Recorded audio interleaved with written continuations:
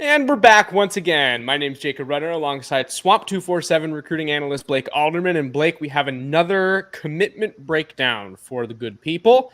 Florida doing work this week. They've already landed four-star cornerback Jakeem Jackson, and now we're here to talk about four-star wide receiver Aidan Mizell, committed to the Gators. This is a big one for Florida. Definitely does a lot of work for them in terms of overall ranking.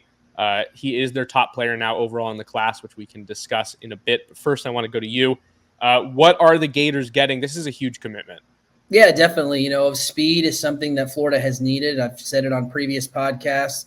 But on top of having someone with speed, they're also getting someone with a 6'2", 180-pound frame. So I think you've got a guy that you can move in the slot, you can move outside, and can take the top off of defense. I mean, look at the track times he's put down back in April of this year. He had a 10.65 100-meter dash. That's moving for a guy that big. Both of his parents ran track at Florida.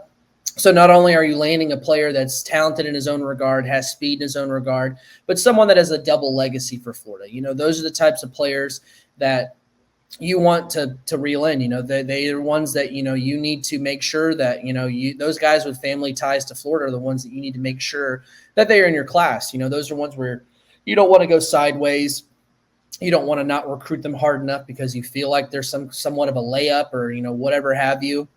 So I think that, a guy like that, on top of having the speed and, everything that he brings to the table as far as off the field, I mean, this is a guy that in 12 games as a junior caught 47 passes, just over 1,000 yards. It was averaging 21 yards a catch, and had 18 touchdowns to boot. So, Florida has made it a point when recruiting Aidan to say that they need home run threat types of guys, and that is absolutely what Mizell is. I think that, this is a really good get for Florida.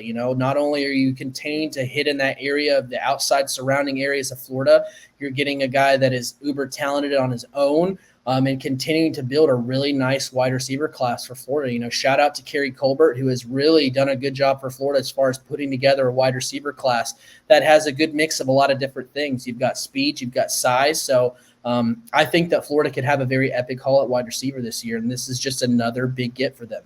There's no doubt about it. And I'll go through the numbers here for you with regard to Aidan Mizell on the 24/7 Sports Composite, which is the industry-generated rankings.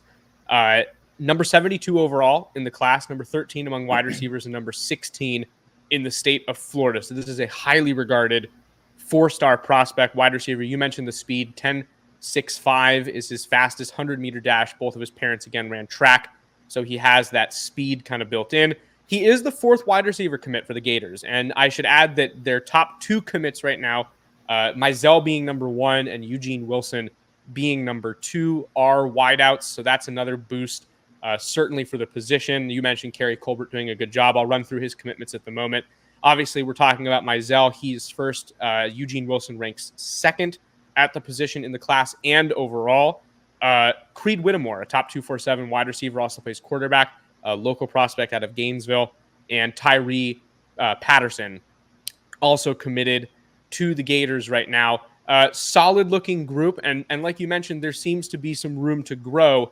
There might be some stuff to watch out for. You and I mentioned earlier this week in a podcast, Andy Jean is somebody potentially to watch for the Gators, another one of those highly regarded four-star wide receivers. He's ranked, I believe, just outside the top 300 overall. But like you said, lots of potential for this class moving forward. It seems like they're headed in a direction where wide receiver could even be the strength of this 2023 group.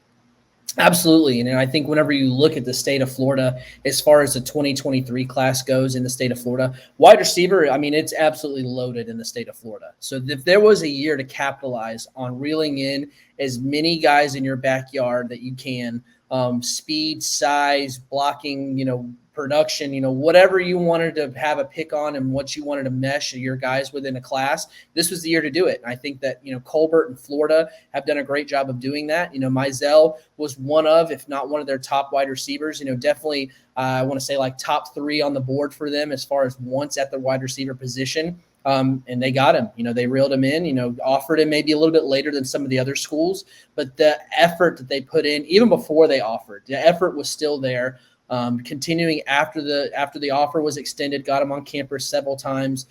Florida was actually the named leader after his official visit there in June. He took some other visits, Alabama, Georgia, Tennessee. And I think that, on top of all the things that Mizell brings from size, speed, all those types of things, this is a battle where Florida goes toe-to-toe with the Alabamas, the Georgias, and the Tennessees, those teams that are recruiting very well in the SEC, comes out with a win. Throughout the legacy part, because I think a lot of times with legacy players, one of the things that they don't want is they don't want to be considered a lock to the school that, those ties are from. So I think that whenever you're still recruiting against schools like Alabama and Tennessee and Georgia, they have made sure to, take Florida's lunch in past years. Those are schools that have done a good job recruiting, and this was a statement win over those big blue blood type of recruiting teams that have done a good job recruiting this cycle alone. So, in past years under former staffs, we've seen some of these guys that you seem look like a lock and they end up going somewhere else last minute. So Sure. I think that it's worth noting that Florida's going in. And yes, this was, maybe a little bit of a layup, the ties are there and all that, but still you have to put in that effort. And Florida did that. And that's a guy that they offered a little bit after some of these other schools and still were able to overcome that, get him on campus several times, recruited him hard, built bonds with the family. And here they are today, landing him now, adding him to the class as their top guy. Absolutely. Well, a big win for Florida on the recruiting front, and we expect a couple more this weekend in the near future. So keep it locked on our YouTube page, where we are not only doing podcasts, but we're doing these commit breakdowns whenever Florida lands a prospect. And also you can keep it locked on the site, swamp247.com. We've got plenty of content going up over there. In written form, we've got our message board going on where both Blake, myself, and staff reporter Graham Hall are dropping insider information all the time on all things Florida. Make sure you're subscribing to the site, to the YouTube page. Keep it locked on Swamp 247. And for this one, that'll do it. My name's Jacob Rudner again. With me, Blake Alderman, and we'll see you next time.